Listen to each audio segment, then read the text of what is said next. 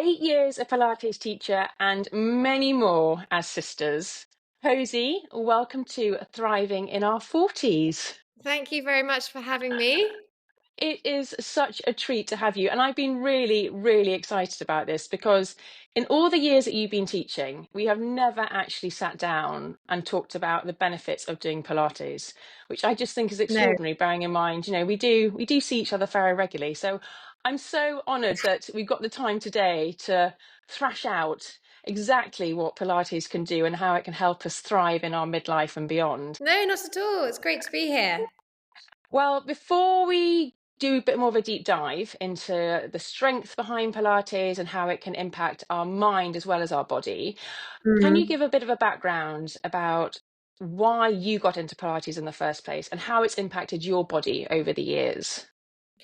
So I got into Pilates. It was about 2011. I had a skiing accident, and I hadn't done any Pilates prior to that skiing accident. I was fresh out of university, really, so early 20s, working at a job in Christie's auction house, so totally completely different. And I I snapped my ACL, which is the main ligament that runs in through your knee, and had quite a bad accident, but was very lucky not to do any more damage. Anyway, the short of the long is that I went through a period of significant pain before and after the operation, and my day to day life was severely affected, and I couldn't do lots of the things that I wanted to do, like I used to do, like running and lots of cardio based exercise. So it wasn't until I found Pilates and I was encouraged to do Pilates by a specialist that I really saw the difference. After about 6 weeks of doing it, suddenly I could see the light. So that's how I got into it. Initially, I didn't love it. I didn't love it. I thought it was a bit boring, and very I was, go- I was, different. go- I was going to say that, and maybe we'll touch on that a bit later. It's that as a connotation, a bit Pilates being a bit slow and a bit Yeah. dull. And also for older women. I mean, in a church hall, that's the kind of that's it's much more fashionable now, but that was the connotation, especially like particularly when I started doing it as well. Mhm. So yeah. And then in terms of the impact it's had on your body as well, it helped hugely with the recovery. Yeah. So I Recovery. actually after the operation, I actually when I was off the crutches, which takes about 12 weeks, I was actually really into yoga, into Bikram yoga specifically, because it was a way for me to really get sweat on. And it was absolutely awful thinking about back at it. I don't know why I enjoyed it so much, but I think it was a real release for me. Mhm. And I'm also very flexible. So at the time, I thought yoga was really, it was giving me everything because I was getting tight. I'm very flexible, this is an interesting concept we can talk about, but I'm very flexible, but also I would get very tight. So I'd always feel the need to stretch my muscles. What I didn't know is that actually I've got something called hypermobility, where my joints are very mobile. So they go beyond the normal range of movement. But when you're hypermobile, your muscles start tightening up around those joints in order to protect your joints. So there's this vicious circle of always feeling like you need to stretch, but actually holding stretches in yoga Mhm. was in the end quite detrimental. And it took me a while to find that out. So yeah, yoga's great, but you got to be careful. So that's when I found Pilates, and it gave me everything I needed. That's amazing. Um, I've spoken to a few people about being hypermobile actually, and it's one Yeah. of those subjects that you bring up, and more people can relate to it. So it's amazing to know that you tried one practice, i.e., yoga, and Yeah. actually had to navigate to find something that was really going to benefit what you wanted out of a physical exercise, but also what your body needed in order to support it as well. Yeah, exactly that. Let's get on to talking about Pilates. I am older than you, but you are working with clients who are all ages. And Yeah. so in our 40s, Posy, there are big shifts happening. Physically, we've got muscle loss, we've got energy levels in decline, we've got busy lives, our hormones are fluctuating. What would be great to do is to do a bit more of a deep dive into each of those areas to see Yeah. how doing Pilates can help us thrive in midlife and beyond. And the topic I want to start with first, and I think it will resonate with many women, is the pelvic floor. Hmm. Yeah. Speaking from personal experience, and I think again, people can associate with this, you don't, well, I've never really thought about the pelvic floor until, to say it bluntly, I then started to wet myself doing various things, whether that was running after children, whether that was going to a trampoline park and suddenly realizing that I've had to put a jumper around my waist. Some people Mm. talk about sneezing. So it's a frustrating experience, and it's also embarrassing. Yeah. So how can Pilates support our pelvic floor?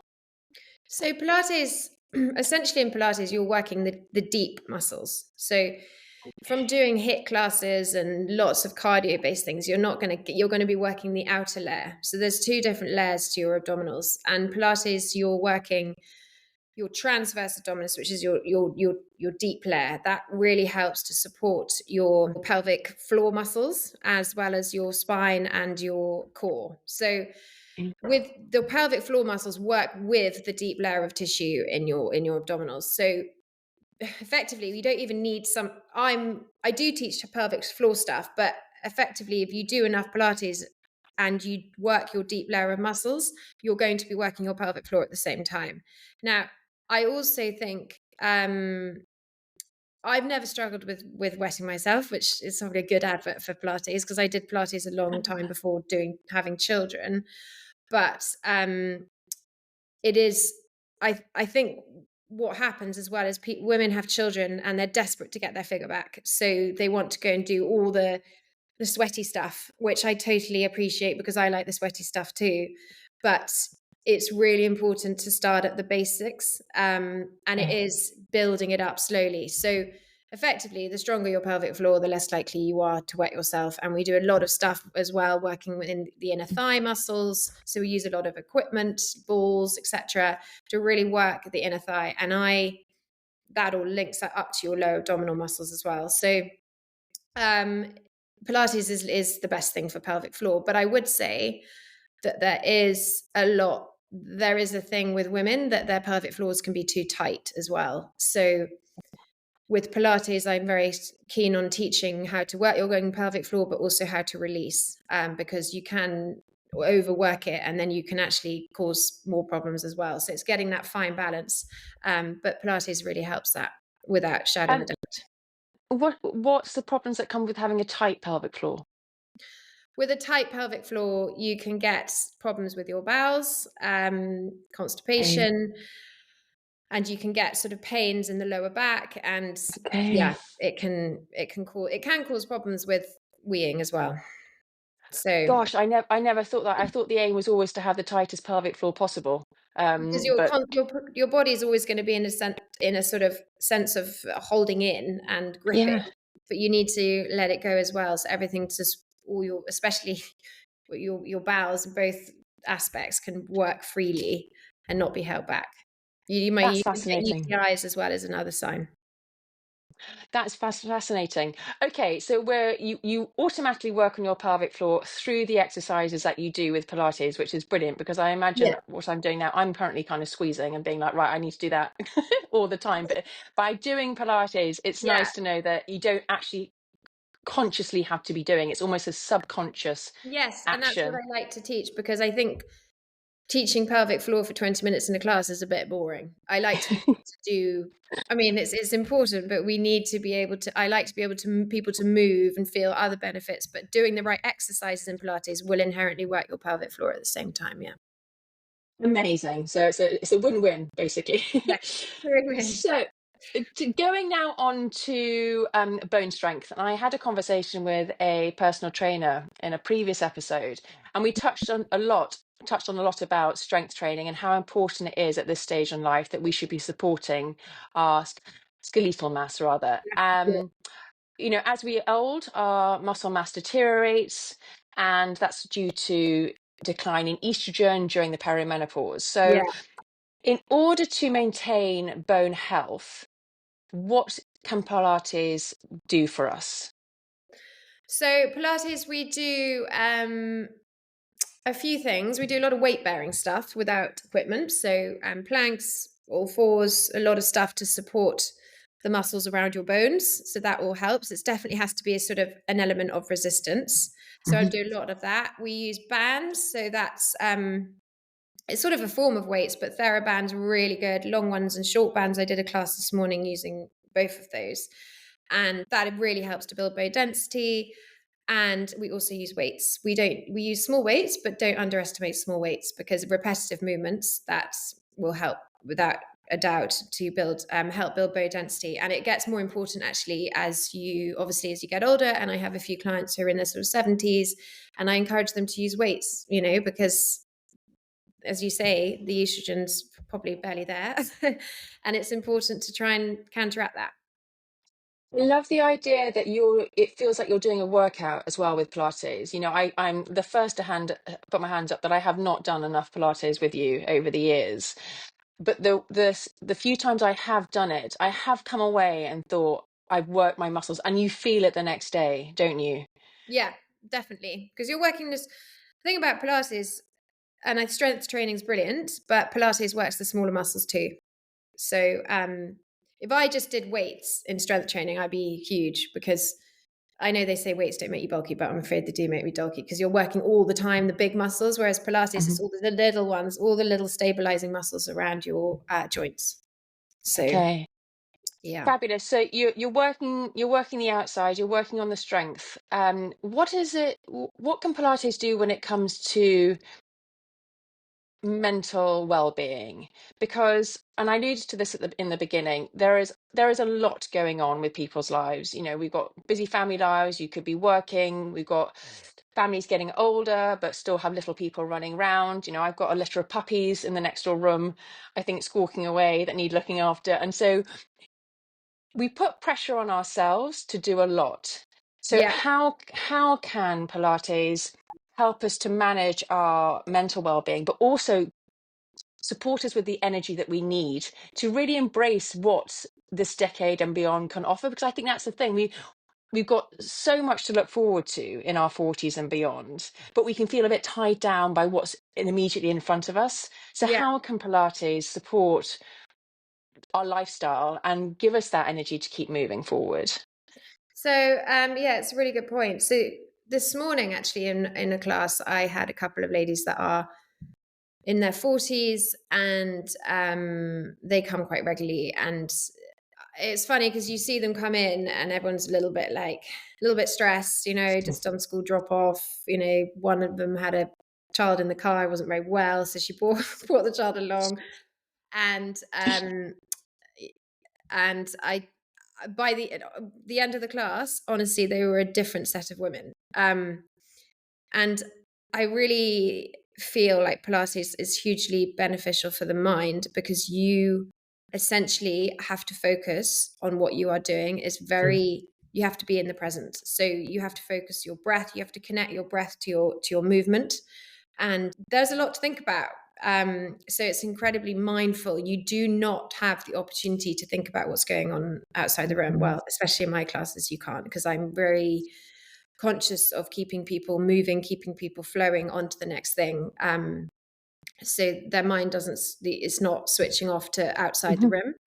Um, and the breathing in itself is very mindful. So I focus a lot on it. So it's very relaxing, brings cortisol levels down, definitely. Mhm. I think a lot of this high intensity stuff is great, and it has a purpose at a time. But I think as you get into your 40s and your life is particularly stressful and there's a lot going on, you don't need that extra bump of Mhm. cortisol. You need something to bring it down a little bit. And I think I'm learning as well that women feel like, or everyone feels like, they need to go and sweat in order to burn the Mhm. calories. But if you're sweating and then you're stressing in every other area of your life, you're not going to lose the weight, because your cortisol levels are going to stay at a level. Whereas Mm. if you bring everything down and incorporate Pilates in your life, it's going to make your whole body and mind feel a lot calmer, which is hugely beneficial for metabolism as well. How often do you need to practice Pilates, do you think, to reap these benefits? I'd say twice a week, probably. I mean, once is good. Twice, 3 times is obviously 3 times is brilliant. 4 times is brilliant. But I think realistically, twice for people's lives, I think twice a week is great. And for how long? Because again, time is of an essence, but at the same time, going back to what you've just been talking about being mindful and in the present, maybe it's great to do slightly longer on Pilates than it would be to say do strength training or to go for a run. Yeah, I'd say 45 minutes is a good one. Mm, Yeah, yeah, 45, 50 minutes is good if you can. If you can. I do some 30-minute ones, but I think to actually get your mind in it as well, I think you need a little bit longer than half an hour. absolutely. I can see that completely. And actually, the idea of, I know you're not sitting down with Pilates, you're always on the move, but being almost on the mat and having that connection to the floor and to your movement, it creates that lovely holistic feeling that you're Yeah, working your mind and your body at the same time. yeah, There are exactly. obviously different practices that you can do within Pilates, and you very much are based on using the mat Pilates. But I Yep. think at the minute, Reformer Pilates is having a moment. Mm. Do you do that? And what are the benefits of the two practices? So I do like reformer. I'm actually trained in reformer, but I haven't had the bandwidth to teach with it. But I think one day I will, specifically on a private level. The danger with okay, I'll say the pros are that reform is brilliant. You're working against resistance. Basically, it's like a single. Well, Joseph Pilates created reformer out of a single bed, so you're working again with springs against resistance, and it is very very good. But I would say that you need to know what you're doing. So when I went Mhm. the other day, there were ladies kind of working against quite heavy resistance, and they were not in the right position. I could see it going into their back, and you've just got to be very careful, I would say. And I've been reading quite a lot of articles recently about people having injuries on it. I think people think reformer is harder, um, but it's not. I mean, a very slow mat class, yes, reformer is going to be harder, but I feel like you've got to feel the movement from within yourself. So I think mat's a really good place to start because then you can really feel where you're supposed to be. Reformer, you can't feel that as much. So you might not be getting the benefits that you wanted to. Um, and there's all this jumping reformer and cardio reformer. Again, great, but you've got to be very aware of you've got to have a knowledge of Pilates, I would say.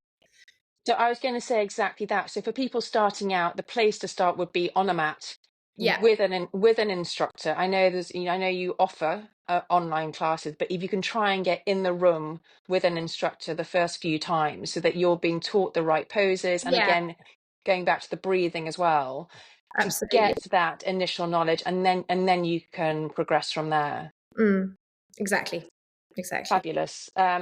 But I think again it goes back to it's a combination of a few different exercise techniques, isn't it? To really feel that you're working your body and your mind. You know, if you can mix it up with reformer or mat, and then just getting outside and going for a walk or doing a Yeah, swim, isn't it? exactly. It is. It's It mixing it up. I don't say to someone you should be doing Pilates every day of the week, and that's what you should be doing.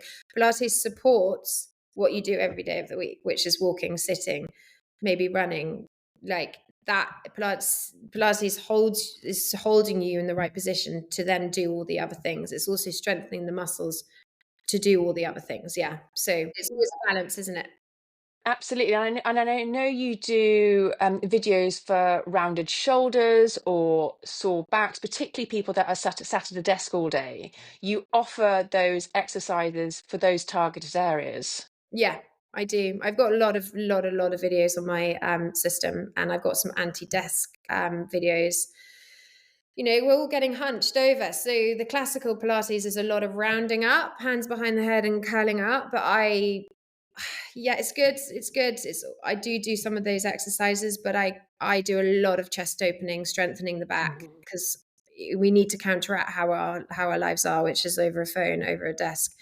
So a lot of extension, which is opening the chest. Before we finish up, Pose, I want to just ask you a few misconceptions that I've been researching and seeing whether you can debunk these for those listening as Yes, well. okay. So can I share a few ideas? And Yeah. we might have touched on some of them already, but let's get your opinion on them. So first one, number one, Pilates is not proper exercise. That's because you don't sweat necessarily. Well, you do sweat in my Power 30, but you don't sweat. So therefore, exercise is related to sweating, I think, and that is entirely false. It's like the most proper. That's really bad English, but I think it's the most proper exercise you probably could be doing because you're working with your. We're working with the curve, with our spines, with how we're Mhm. supposed to hold ourselves, and enhancing that. So that's absolute star. Rubbish. Rubbish. Okay, So, yeah, number two. Okay, Pilates is only for women. it's a very good one. So when I first started, I started in Yorkshire. Been teaching in London a lot before that. But when I started in Yorkshire, what year are we? 2025, 4 years ago. I couldn't get the men to my class, but then I started a men only, and they're all coming. So it's one of my most popular, my men only. Um, Pilates is as important for men. I think the men are put off because they think it's sort of, again, going back to the older women in the church hall, or it's about pelvic floor stuff. But men have pelvic floors too, and Mhm. they need to be worked. And men need it. Oh my God. I mean, their shoulders, their hips are tight. They're a lot of my clients, they go running, everything's so tight. So, and Mm. their cores are getting weak, so, yeah, classes is as important for men as it is for women. Absolutely. Number three, Pilates won't help with weight loss. Pilates won't help with weight loss if you are looking to burn a lot of calories. Mhm. Pilates will help with weight loss if you are looking at your whole life and you're trying to rebalance it. You're trying to, as said before, trying to reduce some stress in your life, and you're trying to sort of bring down the cortisol levels. Um, if you do Pilates, you're also going to start doing everything else a little bit better, a little bit more mindfully. You might start eating a little bit better. So it's, as with everything, it's all about looking holistically at it. Mhm. Um, and Pilates is a really good way of lengthening and strengthening your muscles. So it's very good at giving you a body that looks very sort of elongated rather than lots and lots of weights, which can contract your muscles quite a lot. So it gives you those long, slender muscles. So as much as you might not lose the pounds from doing lots of Pilates, you're going to change your body shape, and Fabulous. you're going to without doubt strengthen your abdominals. So you're going to see that difference as well in your tummy. Fabulous. And the last one, you need to be flexible to do Pilates. No, I was too flexible to do Pilates. So actually, I guess people who are too flexible, they come in and they're doing everything and they're so hypermobile and they're like, this is really easy.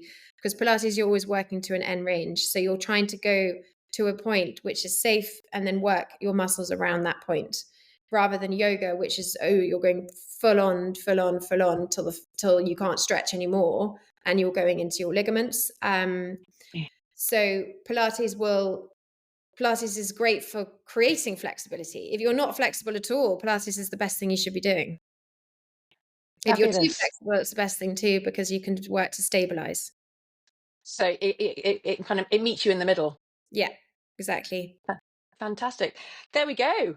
Four myths debunked. Thank you Yeah. very much. So Pose, I want to finish up and I want to say thank you so much for No, not sharing at all. It's great to all that. yeah. Well, thank you. I know we've been chatting about doing this for a bit, and it's been such a treat having you to myself with no little people interrupting. So it's been Very funny. lovely. Yeah, exactly. And before we say goodbye, could you just share with those listening where they can find out more about you, the classes you offer, including the amazing retreat days that you do as well? So the best thing to find out my information is on my Instagram, Posy Pilates. I do have a website, and you can find my contact details through that. It isn't it isn't updated as such, so I do need to do a bit of updating, but I do 1-day retreats once every, well, I've got one next week, and do them once every couple of months, I'd say, on average. And then I've got my classes in my studio in Yorkshire, but I also offer that online too. And I've got all my videos. So if you were to go to my Instagram, be able to find all the links to that. It's amazing. And having done recently one of your 1-day retreats, I can't recommend it enough. It was amazing. A mixture of hardcore Pilates, and the next day I definitely felt it. Oh, Yummy food and being outdoors. It was really, really glorious very sunshine. special. And yeah, and you came away and you felt that you just had given yourself some time, some headspace. So it was Oh, beautiful. great. That's what I like to hear. Um, Absolutely. So I will put all those links in the show notes. And if people obviously want to get in touch with you, they can DM you on Instagram anyway and Yeah. reach you that Yeah. way. But thank you so much for joining me Thank today. you. Thank you for having me. Really appreciate it. And I will see you in person very soon. Okay, see you soon. Bye bye.